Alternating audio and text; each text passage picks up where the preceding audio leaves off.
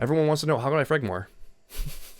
That's all you frag more. At the moment, I'm pretty much just getting back into my mechanics. Although more specifically, very recently, I've been like really rushing my aim. So I'm trying to like get back to my old speed, but I'm like missing something. Okay. It's just, I feel like I'm missing just something. I'm not quite sure what it is. No, I think it's just like I'm missing that micro adjusting step, especially in like dead zone. It's kind of like just Hail Mary, like did my movements, get them in play. Do you know like what the reason is for why we do a Sheriff DM? It was for my ecos. Originally, it was for like the first shot accuracy, like exercise, right? And then eventually it just morphed into I just want to be good at the Sheriff, just in case. Okay, you want to be good at the Sheriff. Perfect. Okay, cool. Love that. That's the right way to think about it. It's not about the first bullet accuracy with the Sheriff. That's not what we're trying to deal with. If you're wanting to deal with first bullet accuracy and trying to train that, you should be using the Guardian. The reason for it is that all ranges is one tap. Okay? The Sheriff, the reason why we DM with the Sheriff is to understand a concept called positioning and another concept called spacing, right? How close are we when we're taking a fight with someone? If we're peeking from too far away, we should be avoiding that fight. That is the goal. We're trying to find the most ideal distance with the Sheriff. So that will train you in many different perspectives. Say, for example, eco.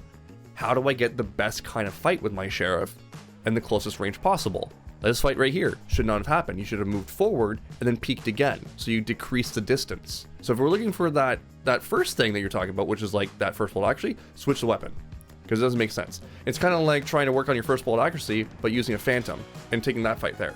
Doesn't make sense, right? You're just going to one tap the person and then they're still going to be alive, right?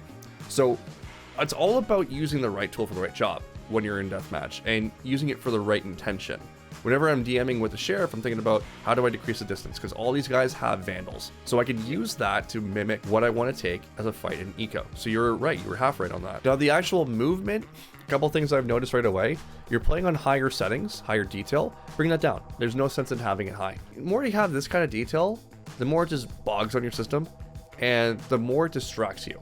Like little things like that, little details distract you from the actual person moving around. I'll cope here and say my settings are only on medium because I use it very occasionally for lineups, which I don't actually use anymore.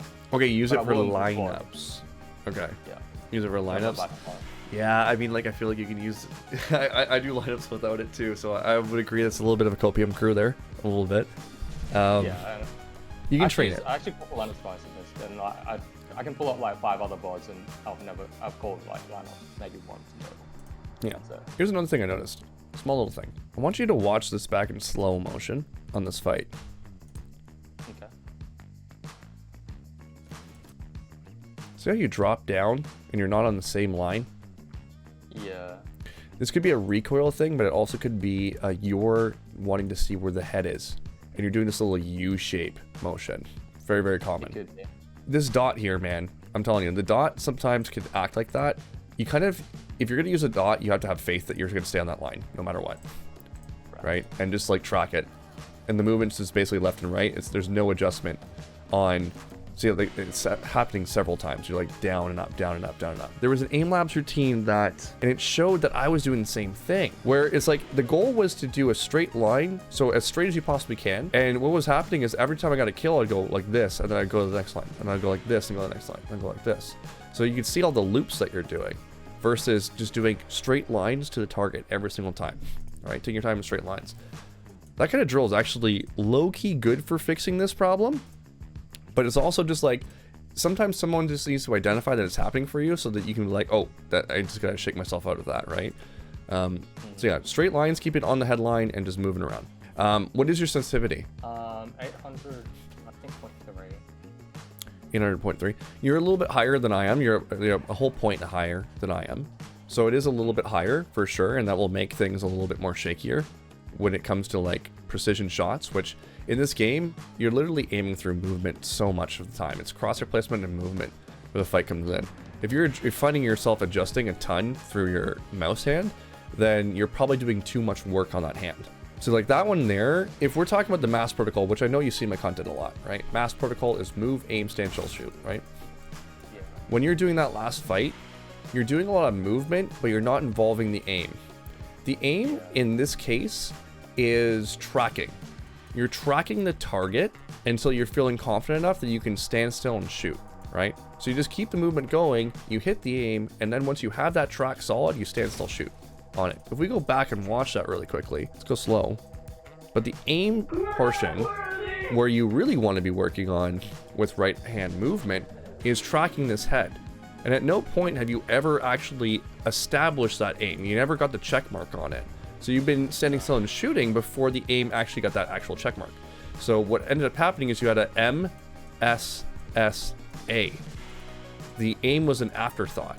So a tracking drill on aim labs can work for this, but also with you just focusing on the first two movements can help you so much with this kind of thing. We call that the Miyagi method. Okay, you probably heard this one talked about all the time. Yeah. So the Miyagi method, the first thing that a lot of people overrule or don't think about is you have to get this step down first. In order to get good movement, chat, you need to be unpredictable in your movement.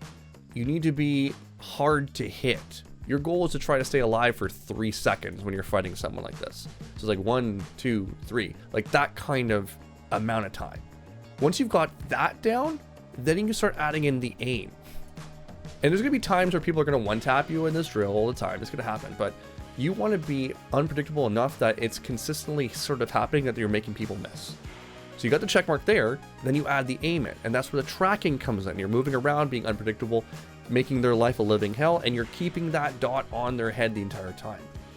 Then once you got both those down, then you move to the standstill. Then you move to the shoot, right? And now you got it all in order. And as soon as one of those pieces fall apart, you start again. Start with a movement, make sure the aim is good, work on that step, and then work in the next two, right? So you break it down one step at a time. And when you're doing this in deathmatch over and over again, you're going to build good habits. It's going to be consistent at that point. Just take your time with it. Do you know what happens when you get caught off guard? We call it a COG. It's an actual protocol. You might not have seen me do this one. COG equals what? COG equals mass. Mass protocol. What's the first step? Move. Yeah. Second step is aim. Stand still. Shoot. Okay. When you're on an eco, which again, if you're practicing your sheriff, you're trying to get value. You have to hit your first shot. If your first shot hits the leg, that's value. If your first shot hits fucking Narnia, well, that does nothing for you, right? So if you're caught off guard, instead of reacting by flicking and shooting, you need to break the flick shoot protocol that you have in your head and change that to move.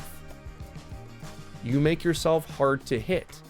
Once they move, or once you move and they miss the shot, now it's free for you. Now they're inaccurate. Now you're in the driver's seat. And that, again, you know, is the difference between an immortal radiant aimer and a platinum aimer. And a platinum aimer is going to be super fast. They're going to be flicky like crazy. They're going to be hitting the aim labs all the time because this is the only thing that they can copium and work on because they don't understand anything else about the game.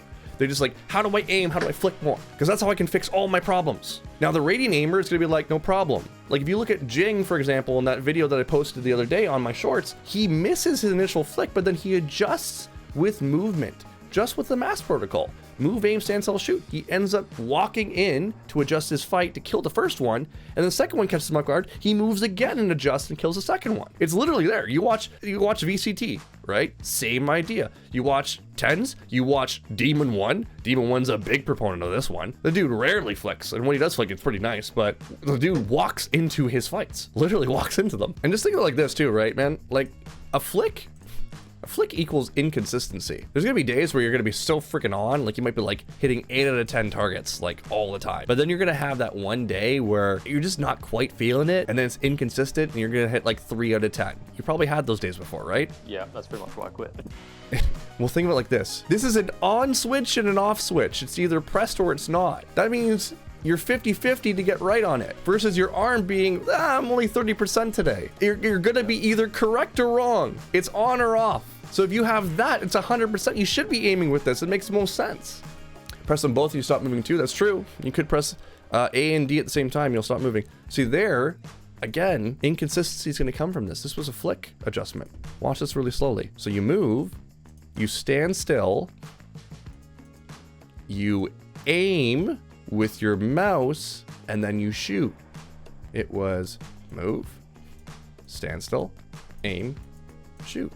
Well, that doesn't spell mass. So here's what I need you to do going forward. You're going to have to crawl before you can walk, because what you're doing right now is you're on a pendulum. The pendulum's here. You know what a pendulum is, right? It swings back and forth, goes this way, goes that way, right? You're on a pendulum right now, and you're going down a road of pain. If you've quit before because of this, you're going down the same road and you're going to be doomed to quit again. Okay, so we're going to avoid quitting right here. What's happening right now is you're really bad you're fast at being bad. This is not like a shot at you. This is like your aim. This is how you're going to look at it. So in order to be able to get good and fast at it, we need to get you to the run. But in order to do that, you have to start by crawling. So what we need to do is we need to be bad, but slow at it. We got to be BS. We got to get it in this spot. So I need you to slow everything right down. Start with the Miyagi method. Move the pendulum this way so that we can get it eventually to go over to here. Then eventually you're going to be good, but you're going to be slow at it. And over time, you'll be good and fast at it. But it's going to take you this effort. You have to put the work in. I can't do it for you. There's no amount of coaching that I can say to you that like, you have to go through all these steps and do it every single day. You have to want to do it. But I guarantee you, if you do this, there's a light at the end of the tunnel. And that light at the end of the tunnel is radiant. It could even be a professional team at some point, because your consistency is going to be higher than Demon 1. But you have to put that work in. It's that simple. We've got the Miyagi method, because I had at one point, so I do the movement right, but I would aim right as my movement is ending at the end of like my straight.